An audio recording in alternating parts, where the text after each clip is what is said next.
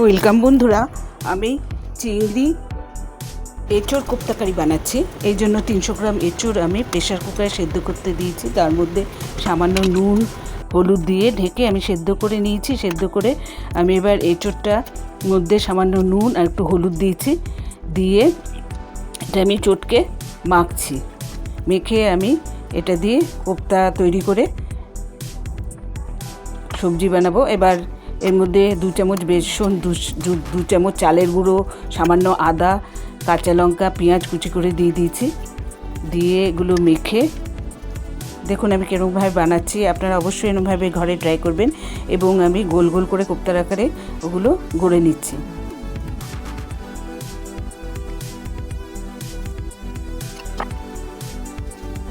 কোপ্তা আমার তৈরি হয়ে গেছে। এবার আমি কড়াইয়ের মধ্যে তেল দিলাম।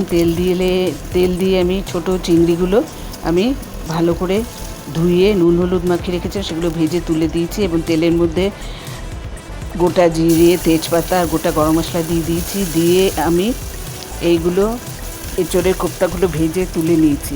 তার মধ্যে 2টো পেঁয়াজ দিয়ে দিয়েছি। এর মধ্যে তেলের মধ্যে কোপ্তাগুলো তুলে আমি 2টো পেঁয়াজ দিয়েছি, দিয়ে সামান্য আদা দিয়ে দিয়েছি। আর 5টা কাঁচা লঙ্কা চিড়ে রেখেছিলাম দিয়ে দিয়েছি। টমেটো দিয়ে দিয়েছি, একটা টমেটো কাটা দিয়ে দিয়েছি। এবার তার মধ্যে হলুদ দিলাম, কাশ্মীরি লঙ্কা গুঁড়ো দিলাম, রোস্টেড 1/2 চামচ জিরে গুঁড়ো আর রোস্টেড 1/2 চামচ ধনে গুঁড়ো দিলাম। দিয়ে সামান্য ব্রাউন সুগার এর মধ্যে দিয়ে দিয়েছি। দিয়ে আমি আলু ছোটো করে কেটে সেদ্ধ করা ছিল, এই আলুগুলো দিয়ে আমি একসঙ্গে ভাজছি। আর স্বাদ মতো নুন দিয়ে দিলাম। আর কিছুটা নারকেল আমি অল্প সামান্য ছোটো ছোটো করে কেটে রেখেছিলাম, সেটা দিয়ে আমি 2 মিনিটের জন্য ঢেকে রেখেছিলাম। ঢেকে এবার আমি এর মধ্যে সেই চিংড়ি মাছ ভাজাটা দিয়ে দিয়েছি। আপনারা দেখতে থাকুন এবং আমাকে অবশ্যই সাবস্ক্রাইব করুন। সাবস্ক্রাইব করলে আরও নতুন রেসিপি দেখতে পারবেন। লাইক, শেয়ার, কমেন্ট করবেন। কমেন্টে লিখবেন কীরকম লাগলো। দেখুন আমি সামান্য জল দিয়ে এবার নেড়েচেড়ে এটা তৈরি করছি। এবার এটা সামান্য জল দিয়ে দিয়েছি, দিয়ে এটা আস্তে আস্তে ফুটছে এবং জলটা আবার শুকিয়ে গেছে।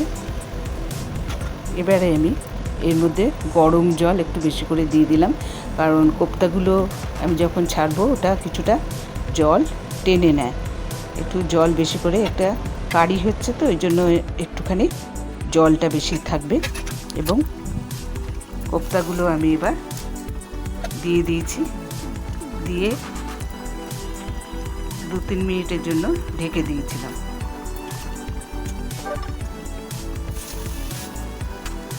এবার একটু গরম মশলা দিলাম, সামান্য গরম মশলা গুঁড়ো আর সামান্য ঘি দিয়ে দিলাম।